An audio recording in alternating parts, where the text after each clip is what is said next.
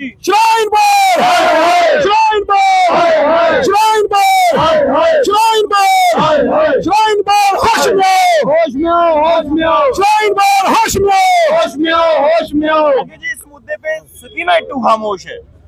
देखिए, health minister जो है वो तो खामोश रहेगी।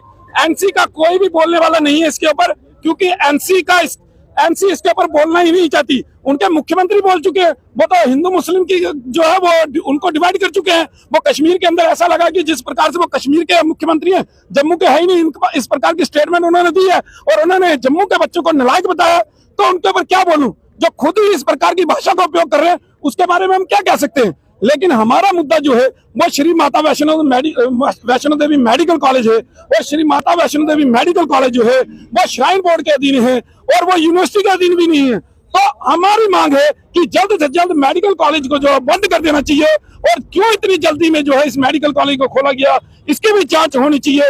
और जब राष्ट्रीय चिकित्सा आयोग ने इसका अचूक दौरा किया है और उसने इसके अंदर बड़ी खामियां पाई हैं कि यह मेडिकल कॉलेज अभी खुलने की स्थिति में नहीं था, कई प्रकार की खामियां इसके अंदर, तो क्यों इतनी जल्दी में इस मेडिकल कॉलेज को खोला गया, इसकी जांच होनी चाहिए। कौन कौन इसके अंदर शामिल है, किस प्रकार की इनकी संगीत परिस्थितियों में इन्होंने ये खोला है, कौन कौन इसमें शामिल है, सभी के ऊपर जो है जांच जो है वो होनी चाहिए और इनके ऊपर शिकंजा कसना चाहिए। लेकिन हमारी मांग है कि हमारा आस्था का केंद्र है श्री माता वैष्णो देवी, और वहां पर जो चर्चा है वो हिंदुओं के लिए है, हिंदुओं के उत्थान के लिए, गुरुकुलों के लिए है, गरीब बच्चों के लिए है, वो किसी और समुदाय के बच्चों को डॉक्टर बनाने के लिए नहीं है। ये सीधी चेतावनी श्राइन बोर्ड को है हमारी। एनएमसी की टीम ने वहां पर दौरा किया तो उन्होंने कहा, एक तो आपको जल्दबाजी क्यों थी, दूसरा उन्होंने कई तरह के कहा कि इंफ्रास्ट्रक्चर तो बिल्कुल भी नहीं है, टीचर्स वहां अवेलेबल नहीं थे। देखिए, उन्होंने जब ये कहा कि ये सब चीजें नहीं, आपको क्या था, आपको क्या लगता है किन लोगों का स्वार्थ था जिस वजह से उन्होंने इस परमिशन को लेकर इस मेडिकल कॉलेज को चलाने की कोशिश की?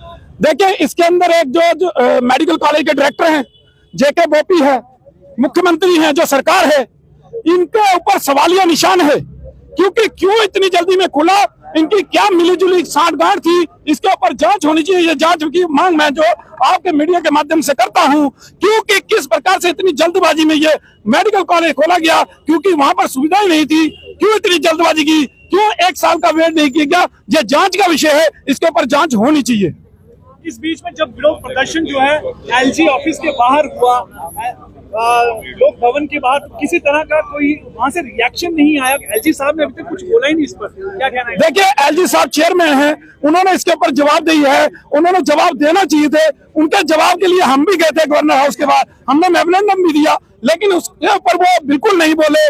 कई लोग जो हैं वो जेपी नड्डा जी से भी मिले और उन्होंने भी कहा कि हम इसका समाधान करेंगे, लेकिन 2 महीने हो गए, अभी तक हमें समाधान नहीं मिला। जब तक समाधान नहीं मिलता, अब ये हम आखिरी प्रदर्शन जो है यहाँ पर सब रोड के ऊपर कर रहे हैं। अगर जल्द से जल्द समाधान नहीं मिला तो उग्र प्रदर्शन जो है अब होंगे, और हो सकता है कि जम्मू बंद की कॉल भी जो है वो दी जाएगी। आपकी मुख्य मांग क्या है कि ये कॉलेज बंद हो जाना चाहिए? ये कॉलेज बंद हो जाना चाहिए या 100% हिंदुओं को एडमिशन मिलनी चाहिए, ये हमारी मांग है, और इसके अलावा हम और कोई भी कॉम्प्रोमाइज नहीं करेंगे।